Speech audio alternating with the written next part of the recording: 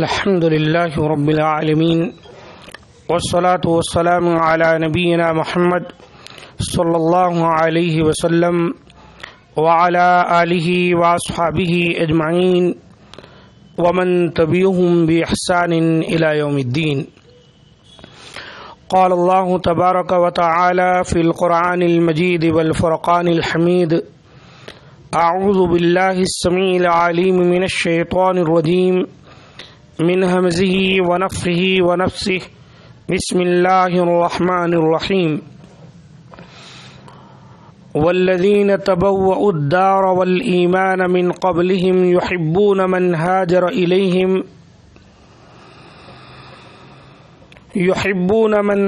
إليهم ولا يجدون في صدورهم حاجة مما أوتوا ويؤثرون على أنفسهم ولو كان بهم خصاصة ومن يوق شح نفسه فأولئك هم المفلحون.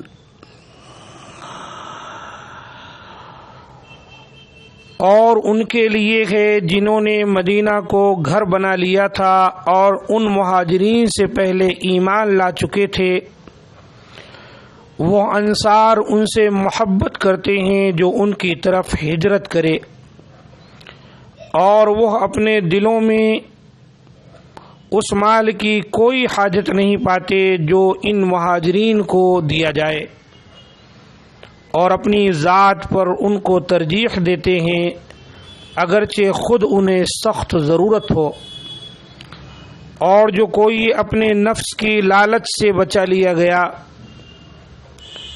تو وہی لوگ فلاح پانے والے ہیں۔ سورہ حشر آیت نمبر 9۔ معزز سامعین کرام، حضرات و خواتین، آج کے درس میں صحابہ کرام، انصار و مہاجرین کے ایثار کا تذکرہ آپ کے سامنے کیا جائے گا کہ صحابہ کرام کیسی کیسی قربانیاں دین حق کے لیے دیے ہیں، اور انصار مدینہ نے مہاجرین کے لیے کیسی کیسی قربانیاں دی ہیں۔ امام بخاری رحمۃ اللہ علیہ نے حضرت ابو ہریرہ رضی اللہ تعالیٰ عنہ سے روایت کیا ہے کہ ایک شخص نے رسول اللہ صلی اللہ علیہ وآلہ وسلم کی خدمت میں عرض کی: اے اللہ کے رسول، مجھے سخت بھوک لگی ہے۔ آپ صلی اللہ علیہ وآلہ وسلم نے ازواج مطہرات کی طرف پیغام بھجوایا کہ اگر ان کے پاس کچھ کھانے کی چیزیں ہوں تو بھیجیں، مگر آپ صلی اللہ علیہ وسلم کی بیویوں کے یہاں سے کچھ بھی کھانے پینے کی چیزیں حاصل نہ ہو سکی۔ آپ صلی اللہ علیہ وآلہ وسلم نے اس وقت خطبہ فرمایا، اور آپ نے فرمایا: الا رجل یضیفہ ہذہ اللیلہ یرحمہ اللہ، کوئی شخص ہے جو آج رات اس مہمان کی مہمان نوازی کرے اور اللہ تعالی اس پر رحم فرمائے۔ یہ سننا تھا کہ نبی صلی اللہ علیہ وآلہ وسلم کے ایک صحابی اٹھے اور انہوں نے کہا: اے اللہ کے رسول، میں حاضر ہوں۔ چنانچہ وہ نبی صلی اللہ علیہ وآلہ وسلم کے اس مہمان کو لے کر اپنے گھر گئے اور اپنی بیوی سے کہا کہ یہ رسول اللہ صلی اللہ علیہ وسلم کا مہمان ہے، اس سے کچھ نہ چھپانا، جو کچھ بھی ہے اس کے سامنے پیش کرنا ہے اور اس کا پیٹ بھرنا ہے۔ بیوی کہنے لگی: اللہ کی قسم، میرے پاس تو صرف بچوں کا کھانا ہے۔ اس نے کہا کہ بچے جب رات کا کھانا مانگیں تو انہیں سلا دینا اور آ کر چراغ بجھا دینا، آج رات ہم اپنے پیٹوں کو بھوکا رکھیں گے، لیکن نبی صلی اللہ علیہ وآلہ وسلم کے مہمان کو کھانا کھلائیں گے۔ حدیث میں آتا ہے کہ نبی صلی اللہ علیہ وآلہ وسلم کی یہ صحابی اپنے بچوں کو یہ اور ان کی بیوی نے بھوکا سلا دیا، جو کچھ کھانا تھا اندھیرے میں مہمان کے سامنے پیش کر دیا گیا، اور صحابی رسول محض اس کا ہاتھ بٹاتے رہے، کھانا نہ کھائے، اندھیرا تھا، اور نبی صلی اللہ علیہ وسلم کے مہمان کو انہوں نے پیٹ بھر کر جو کچھ ان کے پاس میسر تھا کھانے دیا۔ اور پھر جب صبح ہوئی، نبی صلی اللہ علیہ وآلہ وسلم کے پاس حاضر ہوئے تو آپ صلی اللہ علیہ وآلہ وسلم نے فرمایا: لقد عجب اللہ عز وجل او ضحک من فلان و فلانہ، اللہ عز و جل نے فلاں مرد اور فلاں عورت کے طرز عمل پر تعجب کا اظہار فرمایا ہے، یا آپ نے یہ فرمایا کہ اللہ تعالی ان کے عمل سے خوش ہو کر ہنس پڑا ہے۔ اسی موقع پر اللہ تعالی نے یہ آیت کریمہ نازل فرمائی، جس کی تلاوت میں نے شروع میں کی کہ وَيُؤْثِرُونَ عَلَىٰ أَنفُسِهِمْ وَلَوْ كَانَ بِهِمْ خَصَاصَةٌ، اور وہ ان کو اپنی جانوں سے مقدم رکھتے ہیں، خواہ ان کو خود احتیاج ہی ہو، خود ضرورت ہی ہو۔ اللہ اکبر۔ یہ ہیں صحابہ کرام جو اس طرح کی قربانیاں دیا کرتے تھے۔ نبی صلی اللہ علیہ وآلہ وسلم کے صحابہ اپنی جانوں سے زیادہ مقدم کرتے تھے اپنے بھائیوں کو، جو ہجرت کر کے مدینہ منورہ آیا کرتے تھے، اور اپنی ضرورت کے باوجود لوگوں کو جو کچھ اللہ تعالیٰ نے انہیں میسر کیا تھا کھلاتے تھے۔ صحیح حدیث سے ثابت ہے کہ رسول اللہ صلی اللہ علیہ وسلم سے پوچھا گیا کہ افضل صدقہ کون سا ہے، تو آپ نے فرمایا جہد المقل، کم مال والے کی کوشش، یعنی جس کے پاس اتنا مال نہیں ہے اس کے باوجود کوشش کر کے وہ اللہ کے راستے میں دیتا ہے۔ یہ حدیث سنن ابو داؤد کی ہے۔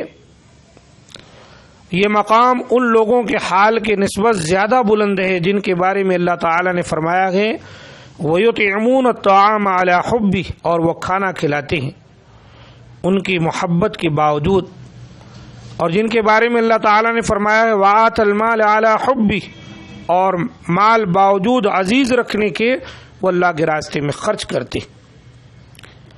ان سے کہیں زیادہ درجہ ان لوگوں کا ہے کہ جن کے پاس مال ہے ہی بہت تھوڑا، لیکن اس کے باوجود وہ اس کو اللہ کے راستے میں خرچ کرتے ہیں، دیتے ہیں، بھوکوں کو کھانا کھلاتے ہیں، جن کو کپڑا میسر نہیں ان کو لباس پہناتے ہیں، اور دیگر ضروریات اور حاجات لوگوں کی اس کی تکمیل کی کوشش کرتے ہیں۔ انسان کے پاس مال و دولت کی فراوانی ہے، شیطان اللہ کے راستے میں خرچ کرنے سے روک رہا ہے، ایسی صورت میں جب اللہ نے دیا ہے وہ خرچ کرتا ہے، اس کے بنسبت وہ شخص جس کے پاس کچھ نہ ہو یا کم ہو، اپنا گھر چلنا مشکل ہو، پھر بھی وہ اس میں سے نکال کر غربا مساکین کا خیال کرے، تو ظاہر سی بات ہے مالداروں کے بنسبت یہ جو غریب مسکین ہے پھر بھی اللہ کے راستے میں خرچ کرنے کا جذبہ رکھتا ہے، اس کا درجہ اور اس کا مقام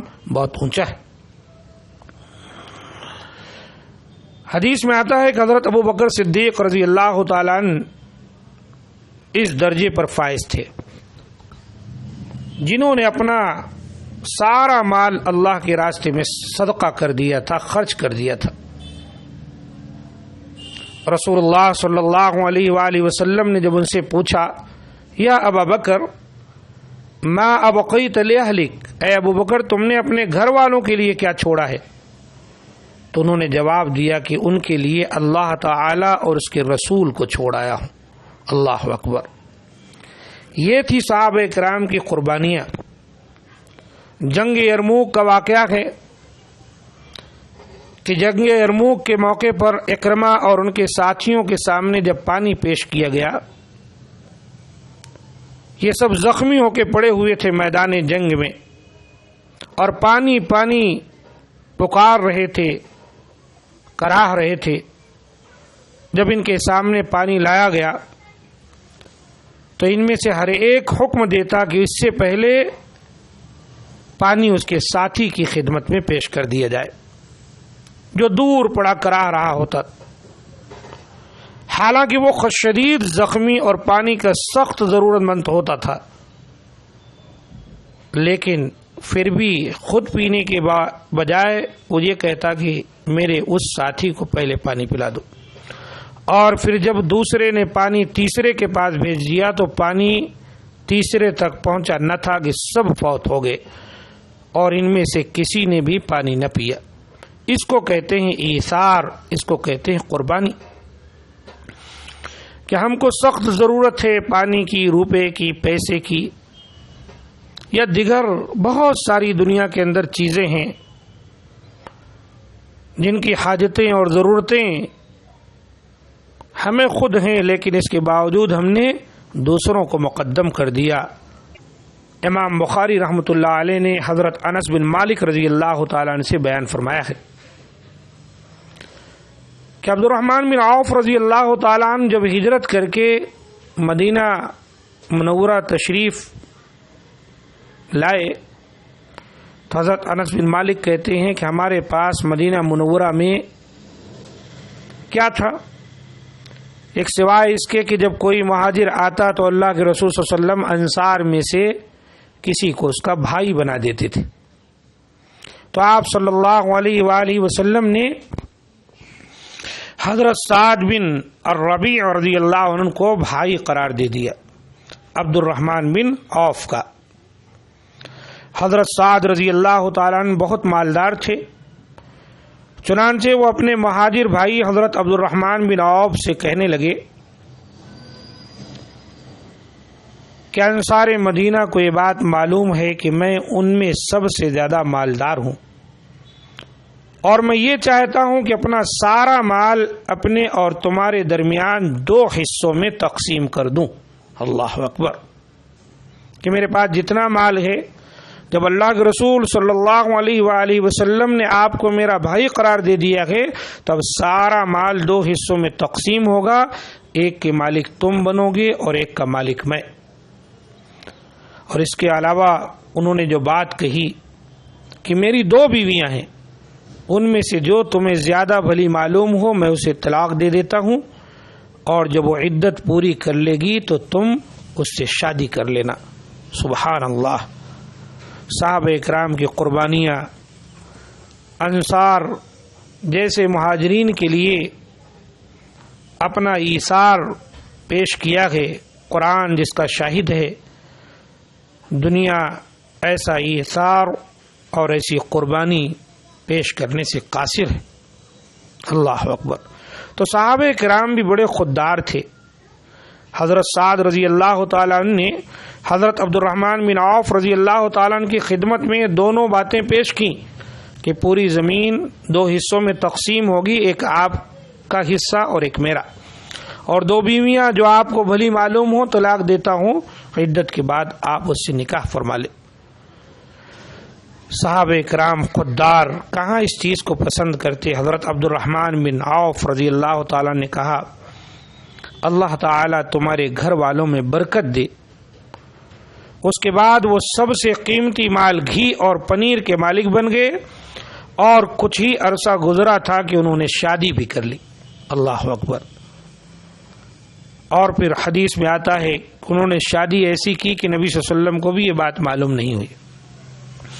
آپ نے ایک صبح فجر کی نماز کے بعد ان کے ہاتھوں میں یا کپڑوں میں کچھ نشان دیکھا رنگ کا، جو اس وقت شادی کرنے والوں کے لیے استعمال ہوتا تھا، تو آپ نے فرمایا یہ کیا ہے؟ تب عبد الرحمن بن عوف نے کہا رضی اللہ تعالیٰ عنہ، اے اللہ کے رسول میں نے شادی کر لی، نکاح کر لیا۔ آپ نے فرمایا مہر تم نے کتنا دی؟ کہنے لگے ایک کھجور کے گٹلی کے برابر آپ نے کہا اولم ولو بشاہ، تب تو ولیمہ کرو، چاہے ایک بکری ہی کیوں نہ ذبح کرو۔ سبحان اللہ، شادی کی تمام تر ذمہ داریاں شوہر پر ڈالی جاتی تھی کہ ولیمہ کرے۔ اللہ اکبر۔ تو صحابہ کرام نے اس طرح کی قربانیاں دی۔ ہم کو اور آپ کو بھی چاہیے کہ صحابہ کرام کی ان قربانیوں کو اپنے سامنے رکھیں اور ہم بھی اپنے مسلمان بھائیوں کے لیے ایسی قربانیاں دینا سیکھیں۔ جو غریب اور مسکین ہیں، حالات کے مارے ہوئے ہیں، تکلیفوں میں ان کا وقت گزر رہا ہے، ان پر خرچ کریں، بخیلی سے کام نہ لیں۔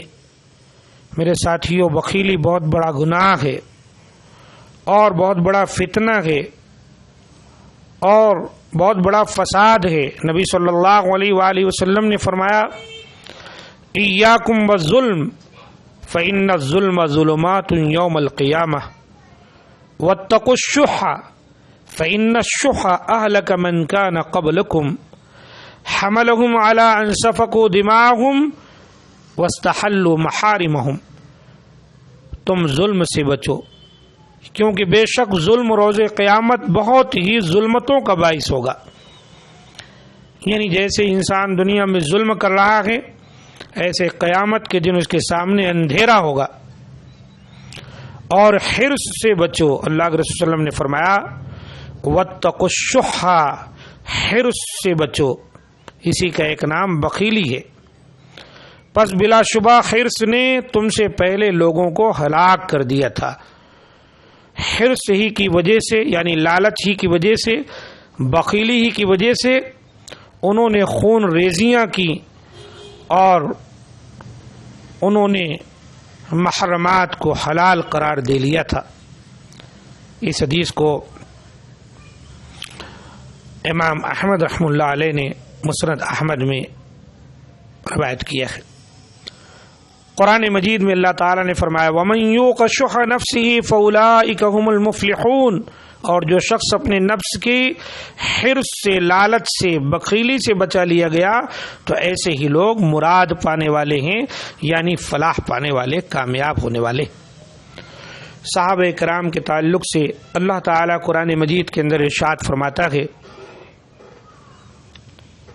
فَإِنْ آمَنُوا بِمِثْلِ مَا آمَنْتُمْ بِهِ فَقَدِ اهْتَدَوْا وَإِنْ تَوَلَّوْا فَإِنَّمَا هُمْ فِي شِقَاقٍ، کہ اگر ایسے ہی ایمان لائیں یہود و نصارہ، یا لوگ ایسے ہی ایمان لائیں اے صحابہ کرام جیسے تم ایمان لائے ہو، تو فَقَدِ اهْتَدَوْا، پس وہ ہدایت پا جائیں، اور اگر منہ پھیر لیتے ہیں تو جان لو ان کے دل کے اندر بگاڑ ہے، ان کے دل کے اندر اختلاف ہے، ان کے دل کے اندر نفاق ہے۔ تو اللہ تعالیٰ نے قرآن مجید میں صحابہ کرام کو ایک معیار کے طور پر پیش کیا ہے۔ ان کی زندگیاں اور ان کے حکایات، ان کے واقعات کا مطالعہ کرنے سے ہمارے ایمان میں اضافہ ہوتا ہے۔ اللہ رب العزت سے دعا ہے کہ اللہ تعالیٰ ہمارے اندر بھی سخاوت کا جذبہ پیدا فرما دے، اللہ کے راستے میں خرچ کرنے کا جذبہ فرما دے، جیسا کہ صحابہ کرام کے اندر تھا کہ ان کو حاجت اور ضرورت رہتی تھی، اس کے باوجود وہ اپنے بھائیوں کی حاجت اور ضرورت کو مقدم رکھتے تھے۔ مولا کریم یہ جذبہ ہم مسلمانوں میں بھی پیدا فرما دے، تاکہ غربا، مساکین، ضرورت مند، یتیم، بیوائیں، ان تمام کی مدد ہو سکے اور ان کی ضروریات اور حاجات کی تکمیل ہو سکے۔ ھذا ما عندی، سبحان ربک رب العزۃ عما یصفون وسلام علی المرسلین والحمد للہ رب العالمین۔ السلام علیکم ورحمۃ اللہ وبرکاتہ۔